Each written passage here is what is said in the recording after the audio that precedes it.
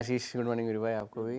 और जब कुछ अच्छा चल रहा होता है ना, तो आप ख़राब चीज़ को भी अच्छे से जस्टिफाई करने की कोशिश करते हैं, और वो वहाँ पर वैसा ही चल रहा है। अब for the lack of a better word, वहाँ पर उनके जॉब्स मार्केट की बैंड बजी हुई है, महंगाई बढ़कर आई है और उनके बाजार रिकॉर्ड हाइस पर है। तो आप इसे कैसे जस्टिफाई करेंगे? तो अब हुआ कल ये कि सबसे बड़ा ट्रिगर, हम तो बात यही कर रहे थे कि महंगाई का आंकड़ा सबसे बड़ा ट्रिगर होगा बाजार के लिए। महंगाई बढ़कर आई है, महीने दर महीने का जो आंकड़ा है वो 0.4% का आया है, जो 0.3% के अनुमान थे, और वो जनवरी के बाद की सबसे ज़्यादा बढ़त हमें देखने मिली। साल दर साल के जो दोनों आंकड़े थे, सीपीआई के और कोर सीपीआई के, दोनों अनुमान मुताबिक थे 2.9 और 3.1% के। मगर जो हुआ उसके बाद जो बड़ा ट्रिगर, उससे बड़ा जो ट्रिगर आया वो जॉबलेस क्लेम्स का था। जॉबलेस क्लेम्स से अमूमन जो है बाजार चलते नहीं है उतने, मगर कल जिस तरह का डेटा आया उस वजह से बाजार चले। जॉबलेस क्लेम्स 2.35 लाख के अनुमान थे, डेट आंकड़ा आया है 2.63 लाख का, यानी कि लगभग 2.25 लाख का आंकड़ा निकल कर आया है, जो कि अक्टूबर 2021 के बाद का सबसे बड़ा लेवल है जॉबलेस क्लेम्स का। और अगर आप इसे वॉलेटिलिटी के हिसाब से भी देखें तो अगर 4 हफ्तों की एवरेज जिसे आप कहते हैं, वो 4 हफ्तों की एवरेज भी जो है वो जून के महीने के बाद की सबसे ज़्यादा है। तो ये जॉबलेस क्लेम्स का जो डेटा आया वो लेबर मार्केट का आखिरी डेटा था फेड पॉलिसी से पहले। इससे ये साबित हो गया कि लेबर मार्केट आपका कमज़ोर है। उस वजह से फेड के अगले हफ्ते ब्याज दरों के कटने की जो प्रोबेबिलिटी थी वो अब कंफर्म हो चुकी है।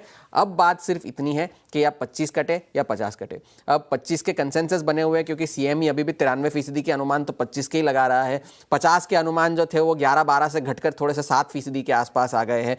तो ये बड़ा अगले हफ्ते का ट्रिगर होगा। ईसीबी ने ब्याज दरें कल बिना छेड़छाड़ के वैसे ही छोड़ दी। उन्होंने कहा कि अब और कोई ब्याज दरों में कटौती की ज़रूरत है नहीं, क्योंकि हमारा जो 2% का लक्ष्य है महंगाई का, वो इन्हीं ब्याज दरों पर जो है हम अचीव कर सकते हैं। इसलिए अक्टूबर के जो पॉलिसी में है वो रेट कट की प्रोबेबिलिटी अब जो है वो खत्म हो चुकी है। लेकिन दिसंबर की पॉलिसी में अर्थशास्त्री ये कह रहे हैं कि पूरा पॉलिसी रिव्यू हो सकता है, जहां पर 2028 के भी अनुमान जो है ईसीबी दे सकता है। कल एक और बड़ी चीज़ ये थी कि भारत आने वाले जो नए अमेरिका के राजदूत हैं सर्जियो गोर, उनकी सेनेट में कंफर्मेशन हियरिंग थी। सेनेट में उनसे पूछा गया कि आप भारत को ये कैसे जस्टिफाई करेंगे कि आपने उन पर तो टैरिफ लगाए मगर चीन पर नहीं लगाए। तो उस पर उनका ये जवाब था कि हम हमारे दोस्तों को अलग अलग लेवल पर रखते हैं। कुछ दोस्तों से हमारी ज़्यादा उम्मीदें होती है, तो भारत हमारा वैसा दोस्त है जिससे हम ज़्यादा उम्मीदें रखते हैं। और एक बात तो उन्होंने भी यही कही कि डोनाल्ड ट्रंप ये साफ कर चुके हैं कि भारत को रूस से तेल खरीदना तो बंद करना होगा, लेकिन एक पर्सनल टच जो भारत और यूएस के रिश्तों में फिलहाल थोड़ा सा मिसिंग है, वो भारत जाकर वो पर्सनल टच वो इन रिश्तों में देंगे। और आने वाले कुछ महीनों में या आने वाले कुछ हफ्तों में जो दोनों देशों के बीच में जो मनमुटाव है वो दूर हो जाएगा, ये सर्जियो गोर ने कल सेनेट में कहा। एक और चीज़ ये हुई ब्राज़ील में कि पूर्व राष्ट्रपति जो है एयर बोल्सोनारो, उनको कल 27 साल की सज़ा सुनाई गई, जो उन्होंने तख्ता पलट करने की कोशिश की थी तत्कालिक राष्ट्रपति लूला डिसिल्वा के खिलाफ। उसके उपलक्ष्य में उन्हें सज़ा दी गई है, 27 साल की सज़ा मिली है।